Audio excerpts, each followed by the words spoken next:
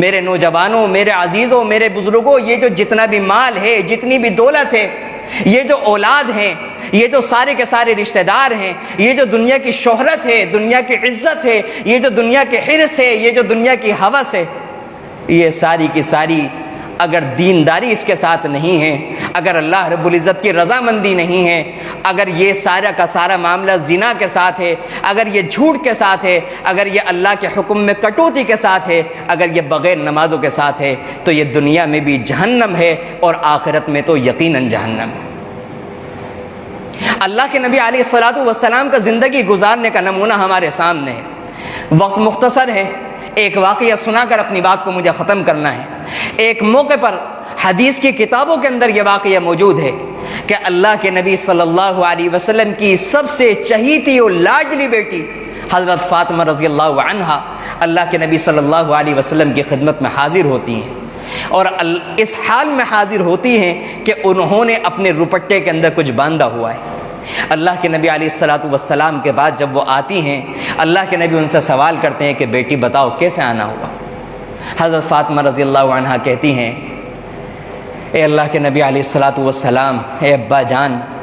3 دن سے میرے گھر کے اندر فاقہ تھا۔ یہ کون کہہ رہی ہیں؟ حضرت فاطمہ الزہرا رضی اللہ عنہا۔ آج تصور ہے میرے اور آپ کے گھروں میں ایک وقت کا فاقہ ہو جائے، اگر ایک وقت دال بن جاتی ہے تو ہم کھانے کی پلیٹ کو آگے کھسکا دیتے ہیں، یہ کیا معاملہ ہے؟ آج دسترخوان پر گوشت کیوں نہیں ہے؟ یا کسی دن کھانا اگر ذرا سا کھانے کے اندر نمک ہلکا ہو جائے تو ہمارا منہ خراب ہو جاتا ہے، ہمیں غصہ آ جاتا ہے۔ یہ وہ خاتون ہے کہ جن کو اللہ کے نبی صلی اللہ علیہ وسلم نے فرمایا زندگی میں کہ فاطمہ تمہیں اللہ نے جنت کی تمام عورتوں کا سردار بنایا، جن کے بیٹے جنت کے جوانوں کے سردار ہیں، جن کے شوہر حضرت علی رضی اللہ عنہ ہیں، جن کے والد دونوں جہاں کے سردار حضرت محمد مصطفیٰ صلی اللہ علیہ وسلم ہیں۔ ان کے گھر کا یہ عالم ہے کہ 3 دن تک ان کے منہ کے اندر کسی بھی چیز کا ایک لقمہ نہیں گیا۔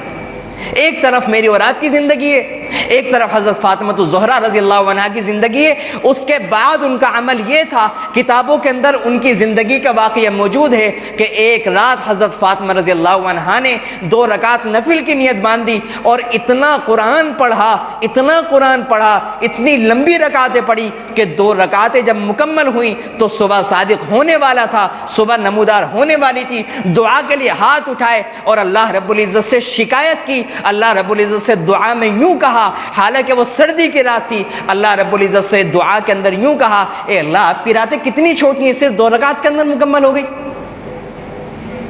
یہ اس خاتون کا حال ہے، یہ اس خاتون کا حال ہے، 3 دن تک کھانے کے لیے کچھ نہیں۔ فرمانے لگی آج میرے شوہر حضرت علی رضی اللہ عنہ نے کچھ کام کیا تھا، کچھ اجرت لے کر آئے تھے، گھر میں کچھ گندم لے کر کے آئے تھے، اس کی روٹی بنائی تھی، ایک روٹی حضرت علی نے کھا لی، ایک حضرت حسن نے کھا لی، ایک حضرت حسین نے کھا لی، ایک اللہ کے نام پر سائل کو دے دی، ایک روٹی میرے حصے میں آئی تھی، آدھی روٹی کھا لی تھی ابا جان۔ یہ خیال آیا کہ میرے ابا جان نے بھی شاید کھانا نہیں کھایا ہو۔ اس کے بعد اپنے دوپٹے کو کھول کر سوکھا ہوا آدھی روٹی کا ٹکڑا، نہ اس کے ساتھ کوئی سالن ہے، نہ کوئی چٹنی ہے، نہ کوئی اچار ہے، کسی بھی چیز کا کوئی تصور نہیں، صرف آدھی روٹی کا ٹکڑا جو 3 دن فاقے کرنے کے بعد ایک بیٹی نے اپنے باپ کو پیش کیا اور اللہ کے نبی صلی اللہ علیہ وسلم سے کہا کہ ابا جان اس کو قبول فرما لیجیے۔ اور اللہ کے نبی صلی اللہ علیہ وسلم فرمانے لگے کہ بیٹی قسم ہے اس ذات کی جس کے قبضے میں محمد کی جان ہے، تیرے باپ کے پیٹ میں 3 دن ہو چکے، کسی بھی چیز کا ایک لقمہ بھی نہیں گیا، 3 دن میں پہلا لقمہ ہے جو تیرے روٹی دینے کے بعد جائے گا۔ یہ دونوں جہاں کے سردار محمد الرسول اللہ صلی اللہ علیہ وسلم کی زندگی۔ ایک موقع پر حضرت علی رضی اللہ عنہ نے اور دیگر صحابہ کرام نے مشورہ کیا کہ امیر المومنین حضرت عمر فاروق رضی اللہ عنہ کی زندگی بہت تنگی کے اندر گزر رہی ہے، ان کا مشاہرہ بڑھایا جائے، لیکن ہمت نہیں ہو سکی کہ حضرت عمر رضی اللہ عنہ سے سیدھے جا کر کہہ سکیں۔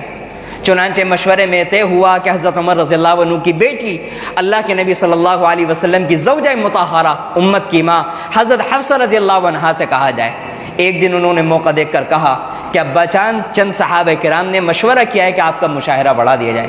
حضرت عمر رضی اللہ عنہ کہنے لگے کہ مجھے ان کے نام بتاؤ کہ کن لوگوں نے میرے بارے میں یہ مشورہ کیا، یہ کون لوگ ہیں جو مجھے دنیا کی لذتوں کی طرف مائل کرنا چاہتے ہیں اور مجھے راستے سے ہٹانا چاہتے ہیں۔ وہ کہنے لگی کہ ابا جان ان لوگوں نے مجھ سے قسم لی ہے، مجھ سے عہد لیا ہے کہ میں ان کا نام نہیں بتا سکتی۔ کہنے لگے بیٹی اگر تو ان کا نام بتا دیتی میں ان کو ایسی دردناک سزا دیتا کہ ان کے جسموں کے اوپر نشان پڑ جاتے، یہ مجھے دنیا کی لذتوں کی طرف مائل کرنا چاہتے ہیں۔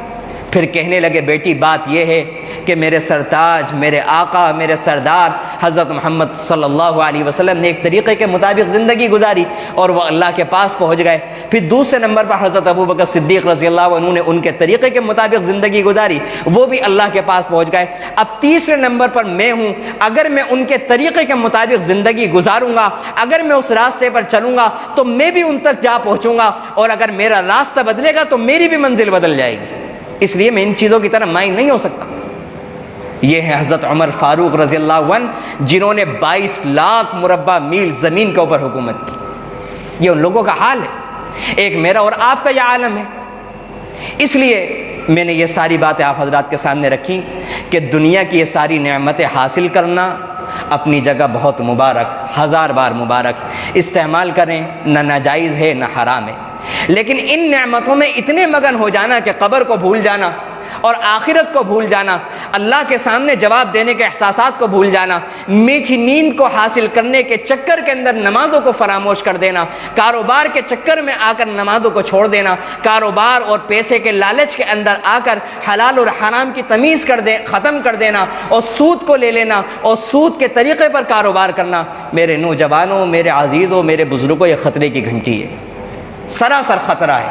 یہ دنیا کو بھی جہنم بنا دے گا اور آخرت کو بھی جہنم بنائے گا، یہ اولاد کو نافرمان بنا دے گا، یہ گھروں کے اندر مرضوں کے انبال لگا دے گا، یہ حادثات کے انبال لگا دے گا۔ آج جو ہر انسان پریشان ہے اس کی صرف اور صرف وجہ یہی ہے کہ ہماری زندگی کا گناہوں نے احاطہ کر لیا ہے اور ہم اللہ رب العزت کے سامنے گڑ گڑانے والے، اللہ سے معافی مانگنے والے، توبہ کرنے والے اور نمازیں پڑھنے والے اور شکر ادا کرنے والے نہیں رہے۔ اگر آج بھی ہم ابھی سے ارادہ کر لیں کہ آج سے ہم شکر گزار بنیں گے، آج سے ہم نماز پڑھنے والے بنیں گے، آج سے ہم حرام لقمے کے قریب نہیں جائیں گے، آج سے ہم بدنگاہی نہیں کریں گے، میرے نوجوانوں، میرے عزیزوں، میرے بزرگوں، کر کے دیکھو کہ آج سے ہماری پریشانیاں ختم ہونی شروع ہو جائیں گی، اور ہمیں دنیا کے اندر رہتے ہوئے جب کچھ وقت اس طریقے سے گزار لیں گے تو ہمیں اسی دنیا کے اندر رہتے ہوئے جنت کا یقین آئے گا، قبر کا بھی یقین آئے گا، اور ہمیں جنت کے مزے اسی دنیا سے آنے شروع ہو جائیں گے۔ ہم مضبوط ارادہ کریں کہ آج سے ہمیں ان تمام چیزوں کو استعمال کرنا ہے، لیکن استعمال کرنے کے ساتھ ساتھ فکر آخرت کو نہیں چھوڑنا۔ اللہ کے نبی صلی اللہ علیہ وسلم نے فرمایا کہ جو انسان دنیا سے محبت کرتا ہے، صرف اور صرف دنیا سے محبت کرتا ہے، آخرت کی فکر نہیں کرتا، اس کی آخرت برباد۔ جو انسان آخرت سے محبت کرتا ہے اس کی دنیا کو کچھ نہ کچھ کسی درجے میں نقصان پہنچتا ہے، لیکن اس کے بعد اللہ کے نبی صلی اللہ علیہ وسلم نے فرمایا فَآثِرُوا مَا يَبْقَى عَلَى مَا يَفْنَى، تم اس چیز کو جو باقی رہنے والی ہے اس پر ترجیح دو جو ختم ہو جائے گی۔ دنیا میں انسان کتنا بھی کما لے، کتنا بھی بڑے سے بڑا مالدار بن جائے، کتنی بھی عزتیں حاصل کر لے، کتنی بھی تعلیم حاصل کر لے، کتنی بھی زیادہ ڈگریوں کا مالک بن جائے، کسی بھی مقام کے اندر، کسی بھی مقام کے اوپر پہنچ جائے، لیکن دنیا کے اندر ایک عیب ہے، وہ عیب یہ ہے کہ دنیا اور دنیا کی تمام نعمتیں، اس کے تمام راحت اور آرام وہ فنا ہونے والے اور ختم ہونے والے، اور یہ نہیں معلوم کب ختم ہو جائیں گے۔ اور آخرت کے اندر اللہ رب العزت نے فرمایا کہ اس کی جو نعمتیں وہ ہمیشہ باقی رہنے والی ہیں۔